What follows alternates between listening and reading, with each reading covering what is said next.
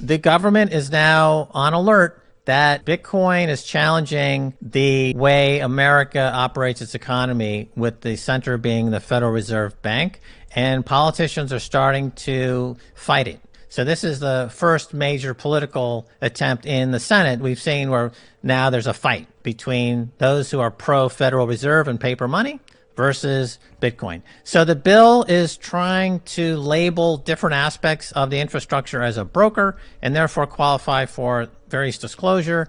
And they're trying to go on this very broad stroke approach, nothing specific, nothing technical, just very, very broad language, trying to just get as much as they possibly can without really thinking deeply about what they're doing.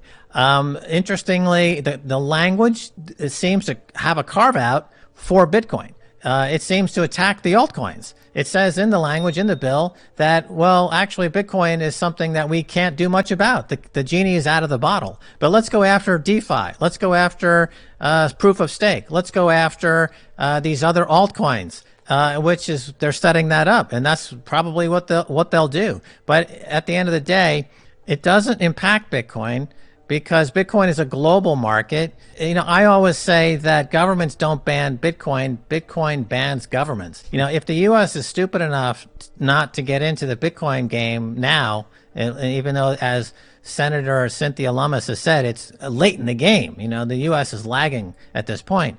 If they really want to take that route and be laggards in the 21st century and let these other smaller entrepreneurial countries become dominant in the 21st century, I mean, that would be a terrible move that they could make.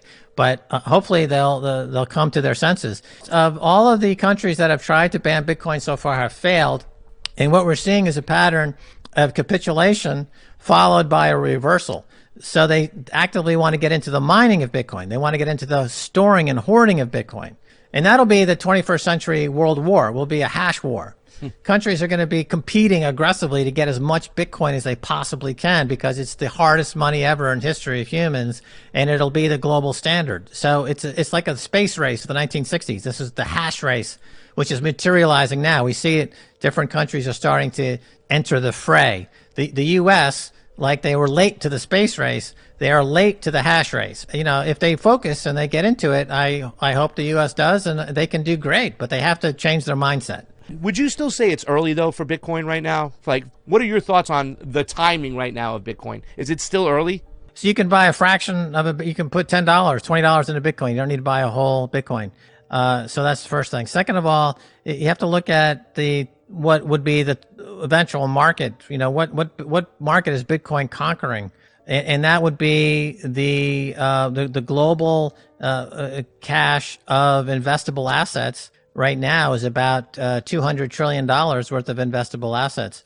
If you look at the gold market, stock market, bond market. And so Bitcoin's competing in that arena. So we're from the current price, you know, I'm looking for, you know, a more than 100x from here. So up 100 times from its current price. I've showed videos of my mom, of you saying, I guarantee it's going to go to 1 million. Get it now. So my mom's like, I don't know about Max. I mean, people hear new things from people that they've never heard from before, and they immediately reject it. You know, people like to hear like a money manager that they're familiar with for years say the same thing over and over again, and you're going to get the same results. You know, the problem is that if you're not protected against this runaway inflation, you're going to get eaten alive by it. And so that really narrows the scope down to just 2 or 3 things that you can possibly invest in to protect yourself. And Bitcoin, in my view, is the best option. And I always encourage dollar cost averaging, where you're just putting in the same amount every week or month, you know, $100 every month, and just put it on autopilot. And when it's high, you end up buying less. When it's low, you end up buying more. So over a year or two, you get a good average price. Before we continue, help us by smashing that YouTube like button and subscribe now to this channel. This shows the algorithm that you value the information, and it helps us spread this message. Sharing is caring. Please like and subscribe now. Thank you. And now let's continue. I always also say that with paper money, with fiat money, it's not volatile, but you're guaranteed to lose purchasing power. And that's been true for 300 years. No paper money has survived or has every single paper money that's ever been introduced for 300 years has lost between 99 and 100% of its purchasing power. Yep. With gold, you're guaranteed to maintain purchasing power. You know, an ounce of gold in ancient Rome could buy you a nice suit.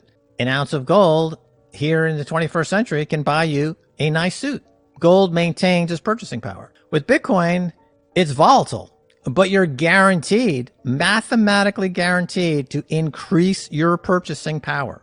In a world that's entirely run up by fiat money, by central banks that have gotten themselves into a very sticky situation where they cannot, under any circumstances, raise rates without tripping the economy into an immediate catastrophic contraction. They are bound to print to infinity. That's where we're at. And in that scenario, Bitcoin is guaranteed to increase purchasing power. Yes, it's volatile, but I'd rather have some volatility and have my purchasing power go up than be in US dollars with no volatility and a guarantee that my purchasing power goes down. Now, isn't the technology of crypto useful too as well, though? Not just the fact that Bitcoin is the best monetary system, but when you look at stuff like the blockchain, we're election junkies. Can't the technology be used for other things like Ethereum and Matic for the future? Because if we can implement an open source blockchain technology into the tabulations of our elections, that is awesome.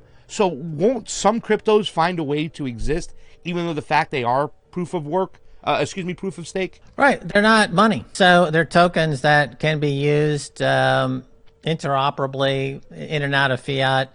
The Rockfin model is, I'm familiar with it, but again, it's built on Ethereum, and Ethereum is not secure and it's not stable. Nobody knows how many Ethereum there are. There's never been an audit. It's highly centralized. Transactions have been reversed. And like just this past week, we had a major hack. $600 million were stolen from an exchange, Poly something, that's built on Ethereum, and Ethereum is part of the network. And that's been the history of Ethereum. It's basically a gateway to scams. It's like every single major scam is built on Ethereum. That's the primary use case, is for scams. But I understand that, okay, can you streamline voting? Can you are there applications? Yeah, it's basically, there's nothing different than a spreadsheet. You know, it's a spreadsheet. It's a glorified spreadsheet, and you can do a lot with a spreadsheet. And there's a lot you could do.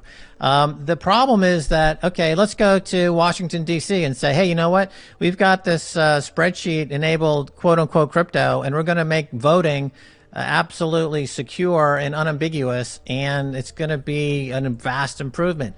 And they'll look at you like, yeah, but the way it works here is we're elected because the voting is fraudulent. That's why we're sitting here, right? Yeah. We don't want a good system. So then you have to say, well, because the government is basically is dysfunctional for a lot of reasons. You know, you can get into it, because it sits on top of paper money that's garbage. So, you know, change the money first, and then you'll see incentives in the economy change. You'll see the politics change. You'll see people's attitude change. You'll see a lot of things change if you have Bitcoin as the standard, which is real money that audits itself every 10 minutes. It's self-auditing every 10 minutes. Every transaction in the entire Bitcoin history is audited. And this goes on. TikTok new block. That's essentially what a block is. It's the result of auditing every single transaction that's ever occurred ever since January 3rd, 2009. And it's totally transparent. Anyone can see it. What to do in such a situation? Inform yourself and keep your financial education strong. We from the Compact Group offer our loyal subscribers a free educational portal with first-hand monetary, financial, and economic knowledge. Enter our invite-only Insider Club by clicking the link below. You will get access to first-class information far earlier than the rest. We have prepared a special deal for all our members, where you can access a giant pool of Robert Kiyosaki's financial wisdom for just $1. To find out more, simply click the link below and join our Insider Club absolutely free. But there is more you can and should do. Build up several streams of income. More and more people realize that they have to take their future in their own hands, but they don't know how and where to start. We from Compact offer our Insider Club members unique opportunities. Strengthen your financial muscle and get the edge. Click the link below Become part of our free Insider Club. No financial obligations. But there's one important thing you have to know. You have to become active. So do it now. Become active and see you on the other side.